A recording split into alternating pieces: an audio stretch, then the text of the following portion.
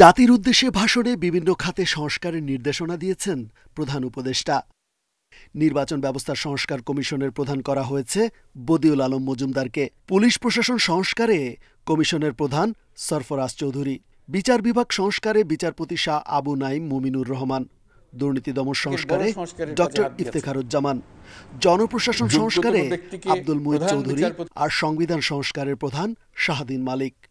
নির্বাচন ব্যবস্থা সংস্কার কমিশনের প্রধান হিসেবে দায়িত্ব পালন করবেন ডক্টর বদিউল আলম মজুমদার। পুলিশ প্রশাসন সংস্কার কমিশনের প্রধান হিসেবে কাজ করবেন জনাব সরফরাজ চৌধুরী।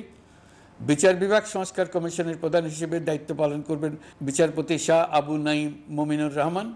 দুর্নীতি দমন সংস্কার কমিশনের প্রধান হিসেবে দায়িত্ব পালন করবেন ডক্টর ইফতেখারুজ্জামান। জনপ্রশাসন সংস্কার কমিশনের প্রধান হিসেবে দায়িত্ব পালন করবেন জনাব আব্দুল মুহিত চৌধুরী। সংবিধান সংস্কার কমিশনের প্রধান হিসেবে দায়িত্ব পালন করবেন ডক্টর শাহদিন মালিক। ভাষণে কালো টাকা সাদা করার অনৈতিক অনুমতি বাতিল ছাড়াও বৈদেশিক মুদ্রা রিজার্ভ বাড়ানোর পরিকল্পনা তুলে ধরেন প্রধান উপদেষ্টা। আন্তর্জাতিক মুদ্রা তহবিল থেকে অতিরিক্ত $3 বিলিয়ন মার্কিন, বিশ্বব্যাংক থেকে অতিরিক্ত $1 বিলিয়ন, জাইকা থেকে অতিরিক্ত $1 বিলিয়ন মার্কিন প্রদানের অনুরোধ করা হয়েছে। সন্ত্রাস দমন ও ডিজিটাল বা সাইবার নিরাপত্তা আইনের হয়রানিমূলক মামলা প্রত্যাহার ও সব কালো আইন বাতিলের ঘোষণা দিয়েছেন তিনি। সাংবাদিক সাগর রুনি হত্যাসহ আলোচিত 5টি হত্যাকাণ্ডের তদন্ত ও বিচারে অগ্রাধিকার দেওয়ার ঘোষণা দেন ডক্টর মুহাম্মদ ইউনুস। সাংবাদিক সাগর রুনি হত্যাকাণ্ড সহ বহুল আলোচিত 5টি হত্যাকাণ্ডের তদন্ত ও বিচার অগ্রাধিকার ভিত্তিতে ও দ্রুততম সময়ে নিষ্পত্তির জন্য সহায়তা প্রদান করা হচ্ছে। সম্প্রতি আমরা বলপূর্বক গুম থেকে সকল ব্যক্তির সুরক্ষার জন্য আন্তর্জাতিক কনভেনশনের সনদে স্বাক্ষর করেছি। কেউ বিশৃঙ্খলা সৃষ্টি করলে শাস্তির হুঁশিয়ারি দেন প্রধান উপদেষ্টা। গণমাধ্যমকে অন্তর্বর্তী সরকারের সমালোচনা করার আহ্বান জানান তিনি। রেজওয়ানুল হক, ইন্ডিপেন্ডেন্ট নিউজ, ঢাকা। বিএনপির সাবেক মন্ত্রী আব্দুস সালামের মুক্তির দাবিতে টাঙ্গাইলের গোপালপুর সতী বিএম পাইলট সরকারি স্কুল মাঠে আয়োজন করা হয় এ জনসভা। যোগ দেন টাঙ্গাইলের বিভিন্ন থানার বিএনপির নেতাকর্মীরা। জনসভার শুরুতে বক্তব্য রাখেন স্থানীয় নেতৃবৃন্দ। প্রধান অতিথির বক্তব্যে তারেক রহমান শুরুতেই টাঙ্গাইলের বিভিন্ন ঐতিহ্যের সম্ভাবনার চিত্র তুলে ধরেন। বলেন, ভবিষ্যতে ক্ষমতায় গেলে দেশের মানুষের ভাগ্য উন্নয়নে কাজ করবে বিএনপি সরকার। আমাদেরকে যেরকম রাজনৈতিক যে অধিকার, রাজনৈতিক যে লক্ষ্য, সেটি যেমন আমাদেরকে অর্জন করতে হবে, একইভাবে আমাদেরকে অর্জন করতে হবে জনগণের অর্থনৈতিক মুক্তি। বিএনপির দীর্ঘ 17 বছরের আন্দোলন প্রসঙ্গ তুলে তারেক রহমান বলেন, বিজয়ের ধারা অব্যাহত রাখতে সবাইকে ঐক্যবদ্ধ থাকতে হবে। লক্ষ্য একটি, আমরা 17 বছর আন্দোলনের মাধ্যমে আমাদের গণতান্ত্রিক যে অধিকার, সেটির একটি অংশ অর্জন করতে সক্ষম হয়েছি স্বৈরাচারকে বিদায় করার মাধ্যমে। পরবর্তী অংশ কি? পরবর্তী অংশ হচ্ছে জনগণের শাসন প্রতিষ্ঠা করা একটি নিরপেক্ষ নির্বাচনের মাধ্যমে। ছাত্র জনতার বিজয়ের পর স্বৈরাচারের দোসররা বিএনপির নাম ভাঙিয়ে নানা অপকর্ম করছে বলেও দাবি তার। স্বৈরাচারের প্রেতাত্মারা কিন্তু এখনো ঘোরাফেরা করছে, কাজেই তারা বিভিন্ন রকম বিভ্রান্তি ছড়ানোর চেষ্টা করছে। তারা আপনাদের এই প্রিয় দল, বাংলাদেশের মানুষের প্রিয় দল, এই দলের নাম ব্যবহার করে অনেকে বিভিন্ন রকম অনৈতিক কাজের সাথে সম্পৃক্ত হয়েছে।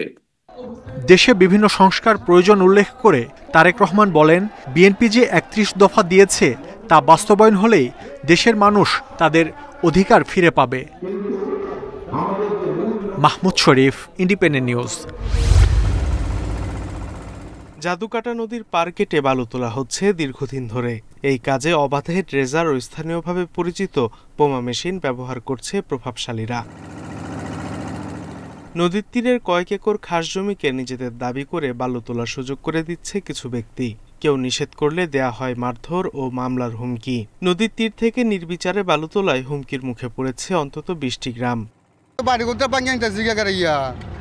আরো লাঠি দেখা কুদাম দে এগুলা জিনিস তো আমরা এরা শক্তি রেহাই লইতেছে। এই নদী আজ থেকে 10 বছর আগে নদী কি ছিল, আর এখন তো এই নদী সাগরে পরিণত হচ্ছে এবং এর গভীরতা দিন দিন বাড়তেছে। পরিবেশ আইনবিদ সমিতি বলছে, ব্যক্তি মালিকানাধীন জমি হলেও খনিজ সম্পদ তোলার অধিকার সাধারণ মানুষের নেই। খনিজ সম্পদ আইনে আমাদের বলা আছে যেই কোনো ধরনের রাষ্ট্রীয় সম্পদ, খনিজ সম্পদ যদি ইভেন এটা আপনার বাড়িতেও যদি সেটা উৎপত্তি হয়, সেটা আপনি মালিক না, সেটা তখন রাষ্ট্র মালিক হয়ে যাবে। নদীর তীর থেকে নির্বিচারে বালু তোলা বন্ধে অভিযান পরিচালনার আশ্বাস দিয়েছেন জেলা প্রশাসন। আমাদের জেলা আইন শৃঙ্খলা কমিটির সবাই আমরা এই বিষয়ে আলোচনা করেছি। এছাড়া জেলা আইন শৃঙ্খলা সংক্রান্ত কোর কমিটির সভাতেও এটি বিস্তারিত আলোচনা হয়েছে এবং এখানে পুলিশ, বিজিবি সহ অন্যান্য আইন প্রয়োগকারী সংস্থার সমন্বয়ে এবং নির্বাহী ম্যাজিস্ট্রেটের সমন্বয়ে আমরা এখানে যৌথ অভিযান পরিচালনা করার সিদ্ধান্ত গ্রহণ করেছি। তবে স্থানীয়দের অভিযোগ, প্রশাসনের অভিযানে কিছুদিন বন্ধ থাকলেও পরে আবারও শুরু হয় বালু উত্তোলন। Independent news. 9 ও 10 সেপ্টেম্বর 2 দফায় 59 জেলায় নতুন ডিসি নিয়োগের প্রজ্ঞাপন দেওয়া হয়। এর মধ্যে অনেকের যোগ্যতা নিয়ে প্রশ্ন তুলে সচিবালয়ে হট্টগোল করেন উপসচিব পদমর্যাদার 50 থেকে 60 কর্মকর্তা।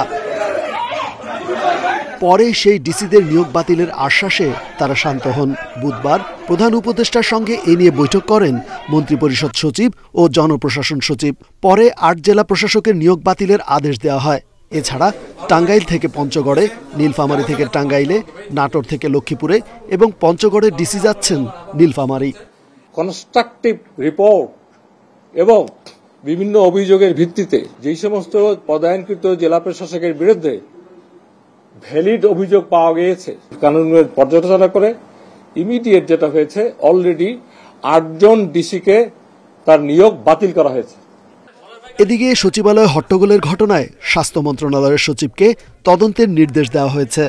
সরকার এটা কেন ঘটল এইটার কারণ জানার জন্য 1 পার্সন কমিটি, আমরা বলি 1 সদস্য বিশিষ্ট একটা কমিটি করেছে, headed by senior secretary ministry of health and family welfare, এবং এটা টিওআরে বলা হয়েছে 7 কর্মদিবসের মধ্যে এটার প্রতিবেদন রিপোর্ট সুপারিশ সহ দাখিল করতে হবে। প্রি থট আইডিয়া নিয়ে যাচ্ছি না যে এরা খারাপ করেছে কি ভালো করেছে, কিন্তু টিভিতে দেখে, অন্যান্য জায়গায় দেখে আপনাদের মতো সাধারণ নাগরিক তো আমি, আপনাদের যে ধারণা হয়েছে আমাদেরও তো ধারণা হয়েছে। অন্তর্বর্তী সরকার দায়িত্ব নেওয়ার পর প্রশাসনে ব্যাপক রদবদল করা হয়েছে। গত 1 মাস ধরে পদোন্নতি বা গুরুত্বপূর্ণ মন্ত্রণালয়ে যেতে দৌড়ঝাঁপ করছেন কর্মকর্তারা। রেজওয়ানুল হক, ইন্ডিপেন্ডেন্ট নিউজ, ঢাকা। কমলা হ্যারিস ও ডোনাল্ড ট্রাম্পের সরাসরি বিতর্ক শুরু হয়েছে। স্থানীয় সময় মঙ্গলবার রাত 9টায় অর্থাৎ বাংলাদেশ সময় বুধবার সকাল 7টায় বিতর্ক শুরু হয়। করমর্দনের মাধ্যমে এই বিতর্ক শুরু হলেও প্রথম প্রশ্ন শুরু হয় অর্থনীতি নিয়ে।